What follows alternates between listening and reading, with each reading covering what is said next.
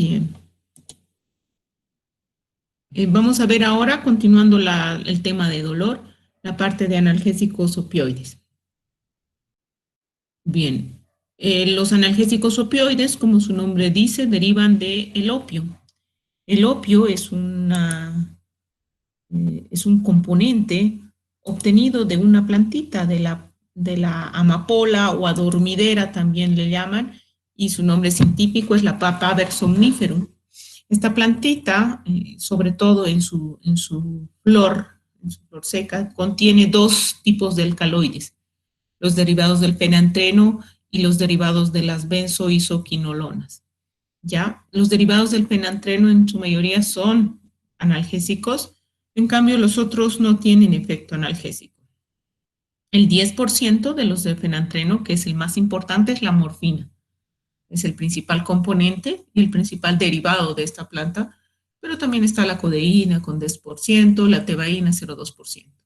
Y los no analgésicos, la noscarpina que vendría a ser 6% del opio. Es decir, de esta plantita se obtienen una serie de componentes, todos alcaloides y todos que van a tener un cierto efecto sobre receptores opioides, vamos a ver, pero analgésico básicamente es la más importante, la morfina.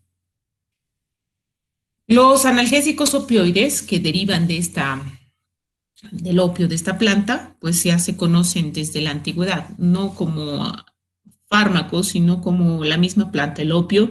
Ya Galeno, en el siglo II, introdujo como terapéutica la tintura del opio, que era esta resina que sale de la planta, que se seca y se vuelve como un aceite, ¿ya? Y en una tintura que la usaba para manejar sobre todo algunos problemas de ansiedad como sedante.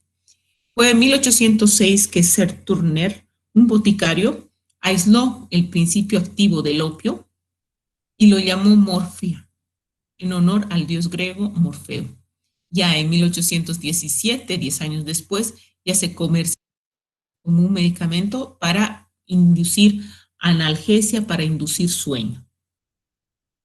De ahí hasta ahora, la morfina se sigue usando bajo los mismos principios y con los mismos componentes. Bien. Entonces, ¿qué son los analgésicos opioides? Son un grupo de fármacos principalmente analgésicos. Y hemos dicho que se significa la palabra analgésicos, es decir, que producen, que alivian, que quitan el dolor, que van a actuar sobre receptores específicos en nuestro organismo, que son los receptores opioides, y que al actuar sobre estos receptores van a producir cambios en la percepción del dolor, van a actuar a nivel central y no tienen efectos antiinflamatorios. Eso es lo más importante. Es decir, son analgésicos que van a actuar sobre receptores opioides, pero no tienen efecto antiinflamatorio. Su efecto es solamente analgésico y, como hemos comentado, derivan de la planta que es el opio. El opio que tiene ese látex del que se obtienen y que el principal representante como analgésico es la morfina, y que estos fármacos, principalmente la morfina, que es el representante de este grupo de fármacos, van a unirse a receptores específicos que se llaman receptores opioides. Ya, estos receptores opioides existen en nuestro organismo. Nosotros tenemos receptores ya específicos y que esos se fijan a unas sustancias nuestras que son los opioides endógenos.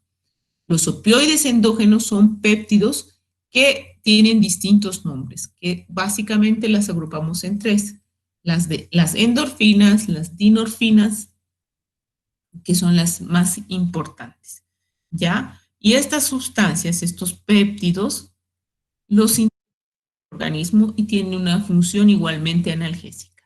Entonces, los opioides se fijan a estos receptores opioides, ¿ya? Y van a activar esos receptores opioides. Entonces, ¿qué opioides endógenos tenemos en nuestro organismo? Fisiológicamente, nuestro sistema nervioso tiene receptores endógenos. Hay tres familias principales: las endorfinas, las dinorfinas y las encefalinas. Se producen naturalmente en distintas áreas del sistema nervioso central y tienen distintos papeles, vamos a ver. Ahora que hay actividad analgésica es su principal papel, pero existen algunas funciones que no están claramente definidas tanto en el sistema nervioso central o en otras partes del organismo en el que existen receptores opioides, pero no sabemos exactamente con precisión cuál sería el efecto que produciría. De los que actúan en el sistema nervioso central están estas tres familias, las encefalinas, las dinorfinas y las endorfinas. Las encefalinas. Estas son péptidos que se fijan a receptores y que lo que van a producir es una alteración en la sensibilidad dolorosa, van a mediar la euforia y van a producir depresión respiratoria. Van a actuar sobre unos receptores específicos, ya que se llaman los delta. La endorfina. Estas solo se van a liberar en situaciones de estrés y mucha ansiedad, o sea, tienen un patrón de secreción. Un ejemplo clásico es cuando, por ejemplo, hay un accidente de tráfico, hay una situación que te produce mucho dolor y en ese momento no te duele y tienes toda la energía para hacer. Y eso es porque se han secretado estas endorfinas y que han producido un efecto analgésico agudo, inmediato. Las dinorfinas, en cambio, están relacionados con cambios al balance de agua y sal en el cuerpo, ¿ya? Y están relacionados con la liberación de una hormona, la hormona ADH, y principalmente se producen en el embarazo, más que todo en el parto y la lactancia, donde se liberan en grandes cantidades. Estas dinorfinas median también la sensación de placer, de paz, de bienestar. Entonces, hacen que la persona no se sienta ansiosa, se sienta más tranquila, ya después, y principalmente relacionadas con el parto. Ahora, estos opioides que se producen en distintas áreas cerebrales van a actuar sobre ciertos receptores. Estos receptores se llaman opioides. Estos receptores opioides son de tres tipos: los mu, los delta y los kappa. Mu, delta y kappa son los tres tipos de receptores opioides a los que se fijan estas sustancias, las endorfinas, las dinorfinas, las encefalinas, y a las que también se van a fijar los fármacos opioides, ¿de acuerdo? Entonces, el receptor mu es un fármaco que va principalmente a interactuar o a las que se van a fijar las endorfinas, las encefalinas y las dinorfinas, principalmente las endorfinas. Este receptor mu va a mediar, o si se fija el opioide, va a hacer que haya una analgesia, principalmente central. Va a haber además sedación, depresión respiratoria, disminución del tránsito gastrointestinal, bradicardia y euforia. Los receptores delta, igual, se van a fijar principalmente las encefalinas. Entonces, estas son respuestas al estrés y a las situaciones de alto dolor. Estos van a mediar una analgesia igual, central, supraespinal, pero también espinal. También se asocian a depresión respiratoria, como les decía, la analgesia inducida por el estrés y la hipotensión. Los kappa, tener mayor afinidad por los receptores de dinorfinas. Estos kappa van a producir igual analgesia y se secretan en respuesta a estímulos biscelares, como les decía, el parto.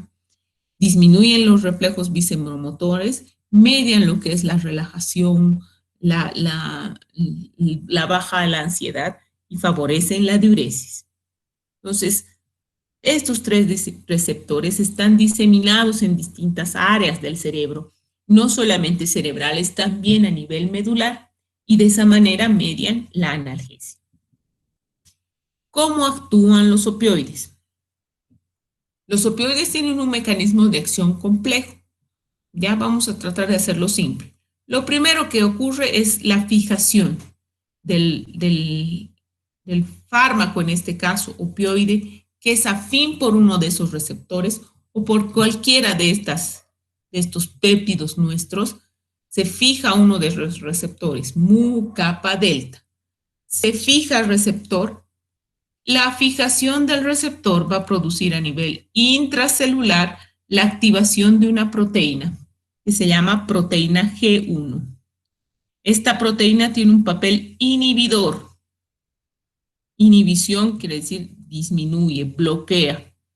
Entonces ese papel inhibidor hace que disminuye la síntesis de AMP cíclico, ya que es una proteína que permite la apertura, la síntesis de otras proteínas. Entonces, si disminuye la síntesis de este AMP cíclico, lo que va a ocurrir es que los canales de potasio se van a abrir y los canales de calcio se van a cerrar.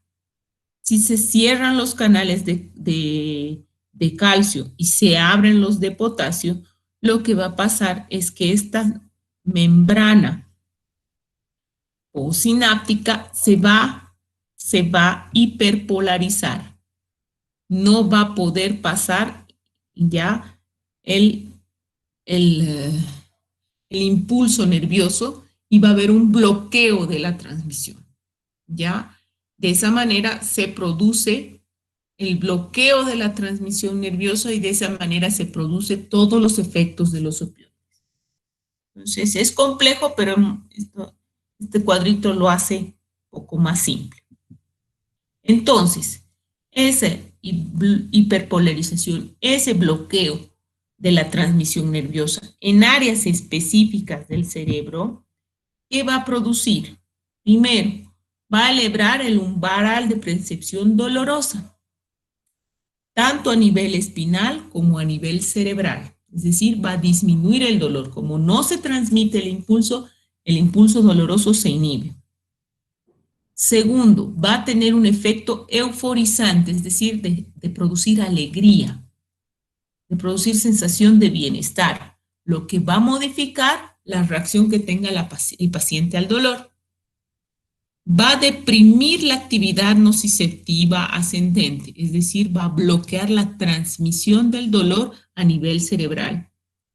Y va a hacer que el paciente tenga un estado de alegría, de ensoñación, que va a contribuir a la actividad analgésica y va a reducir el estrés.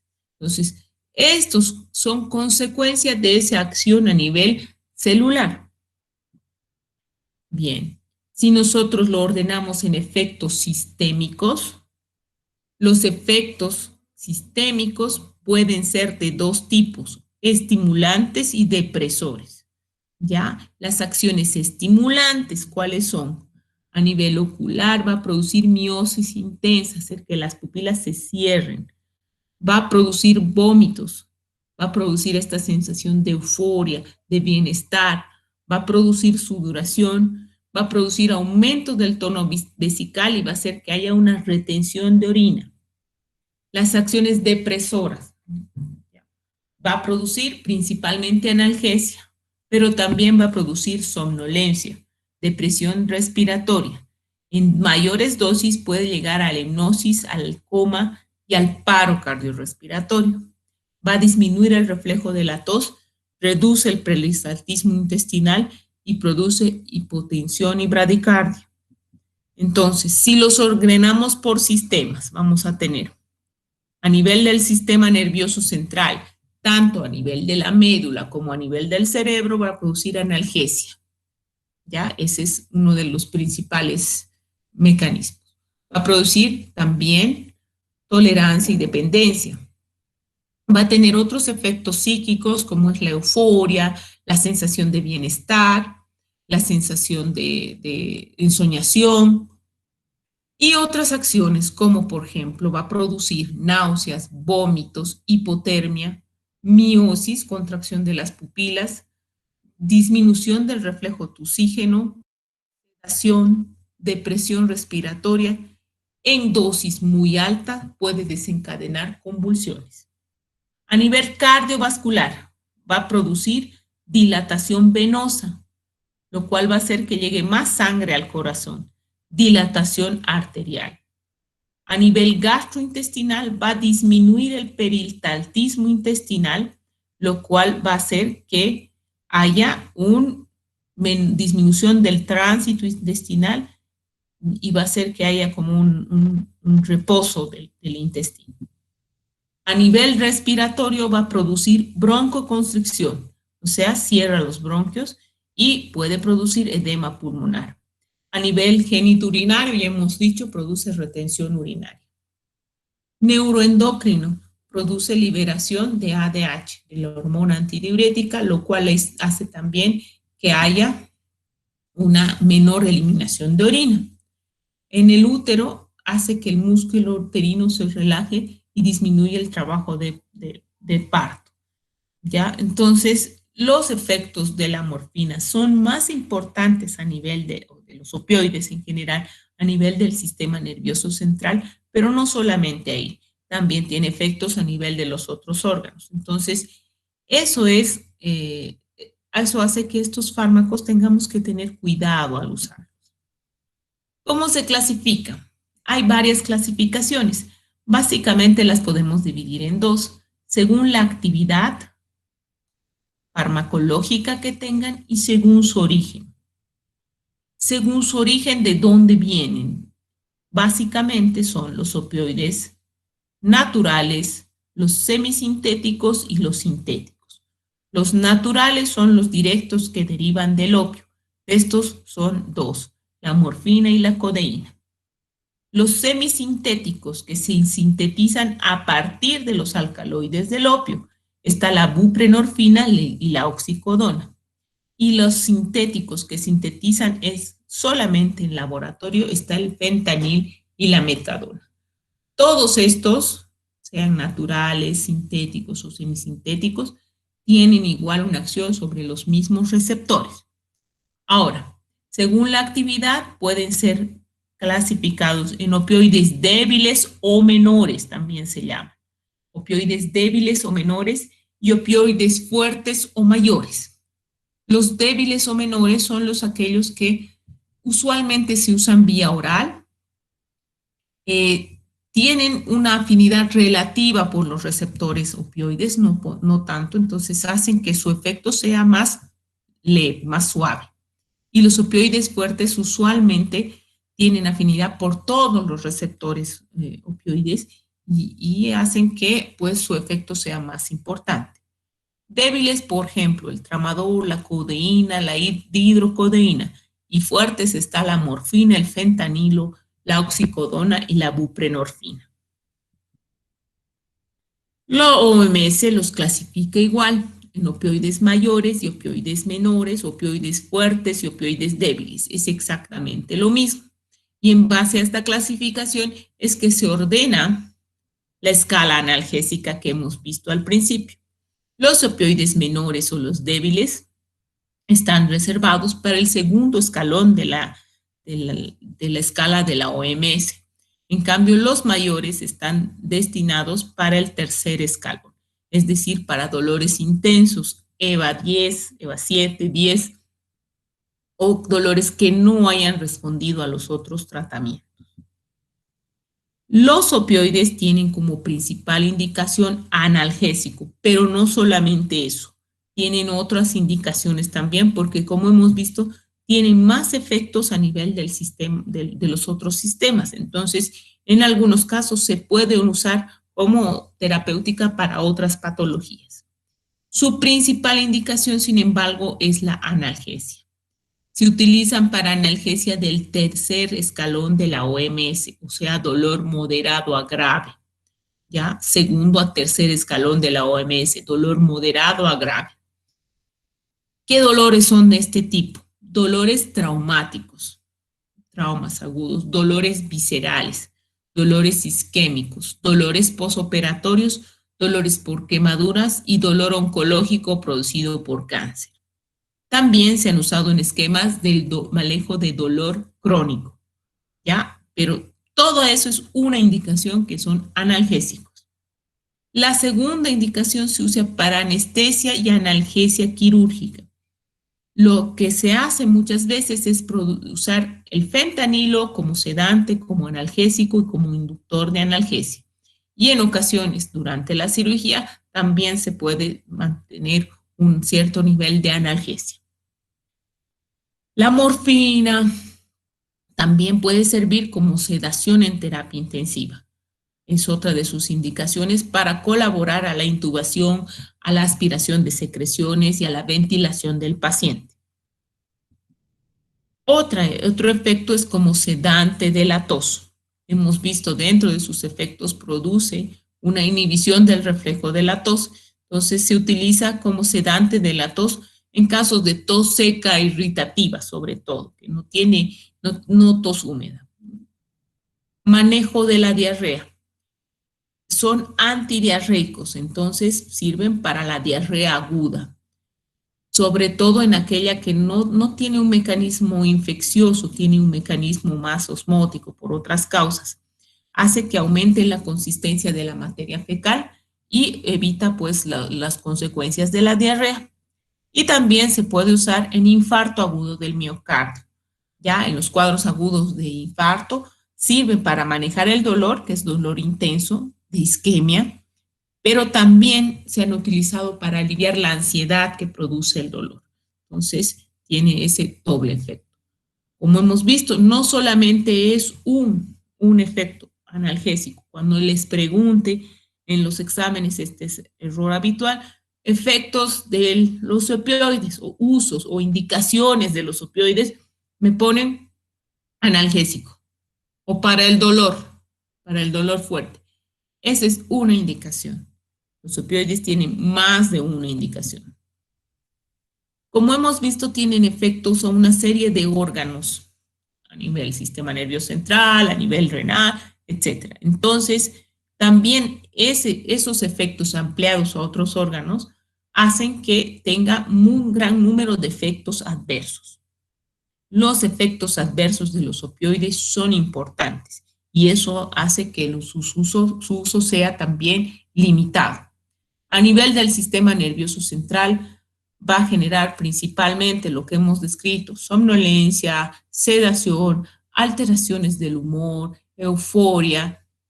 Puede generar aumento de la presión intracraneana y esto, la dependencia y la tolerancia física y psíquica, que es uno de los problemas más graves en la actualidad de los analgésicos recetados.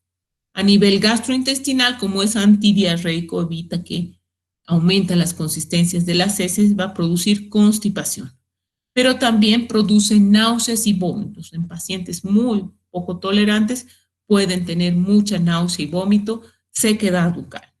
A nivel respiratorio, puede producir depresión respiratoria, así como bloquea la transmisión neuronal, bloquea la transmisión del centro respiratorio y produce una depresión respiratoria. A nivel cardiovascular, puede producir taquicardia e hipotensión. A nivel urinario, retención urinaria.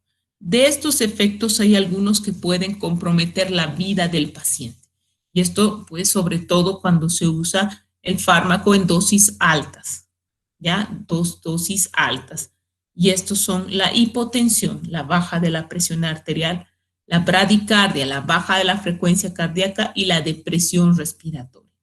La combinación de los tres puede llevar al paciente al coma y a la muerte, ¿ya? Y estos son dependientes de la dosis. Entonces, podemos dividir también estos efectos adversos en dependientes de la dosis y independientes de la dosis. Los dependientes de la dosis, es decir, que si yo le disminuyo, pueden también desaparecer estos efectos, están las náuseas, los vómitos y la somnolencia, ¿ya? Y a partir de determinadas dosis puede haber algunos otros síntomas como la dependencia. Independiente de la dosis está el estreñimiento y las alucinaciones, ¿ya? Y esto, aunque yo le baje la dosis, usualmente no desaparece. Se pueden presentar a dosis más bajas. Los efectos, dentro de los efectos adversos de los opioides está lo que es la tolerancia y la dependencia. y usualmente aparecen con el uso crónico de los opioides. Al principio va a notar obviamente que el paciente se le acorta el tiempo de la analgesia y posteriormente una ineficacia de la dosis y va a requerir cada vez más. Si está en uso crónico de este medicamento y lo suspende bruscamente, aparece el síndrome de abstinencia. Ya el síndrome de abstinencia a los opioides es uno de los síntomas más graves y que también puede producir mortalidad. La abstinencia puede ser física y psíquica, y dentro de los síntomas físicos está sobre todo la diarrea, los vómitos y la deshidratación y la agitación psicomotora. Que esto persiste, o sea, toma un tiempo de aparición, más o menos ya aparecen a las 24 a 48 horas de suspensión del consumo, y estos síntomas van empeorando y van a permanecer por 7 días.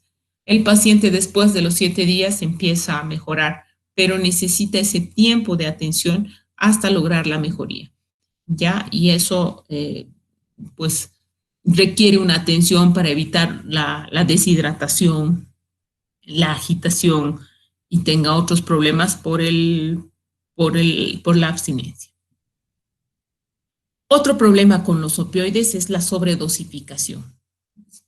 Generalmente por este fenómeno de tolerancia, a veces el paciente empieza a tomar más allá de lo permitido y puede llegar a una sobredosis.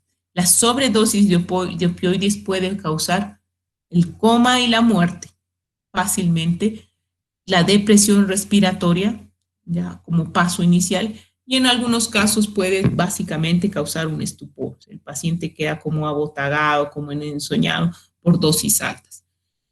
La sobredosificación es muy grave y es causa de mortalidad. Ya en este último tiempo ha sido causa de alto número de muertes en Estados Unidos, sobre todo, y se ha convertido en una epidemia en el país. Esta crisis se ha convertido en una crisis sanitaria.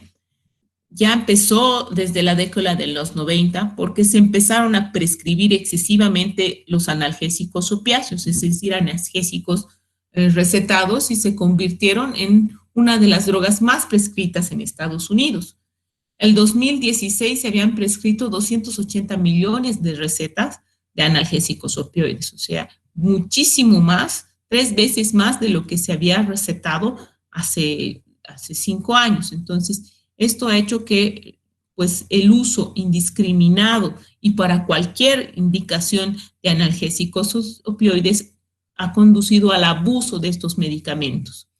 Y como no se puede conseguir, resultan ser un poco más caros que la heroína, muchos empezaron a consumir heroína, que es igual un derivado opioide, ya, pero que no tiene fines analgésicos, sino más que todo tiene fines alucinatorios. Y eso generó abuso de drogas, ya, y muerte. Esta es una tabla del CDC en el cual se ven las muertes por abusos de analgésicos opioides, que son muchísimo más incluso que las otras drogas ilícitas como la cocaína, la marihuana o la misma heroína. Estos son los grupos etarios y este es por 100,000 habitantes. Como ven, el grupo etario de 45 a 50 es el grupo más numeroso, y si vemos por edad o por sexo, que aquí no la tengo, el grupo más vulnerable son las mujeres. Entonces, 10.4 muertes por 100,000 habitantes, ¿ya? En este grupo etario se han producido en un año.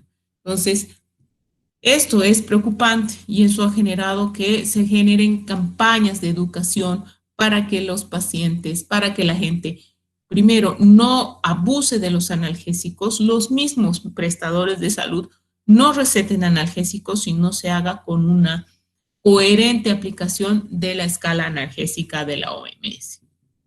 Bien, hasta acá terminamos el tema de opioides.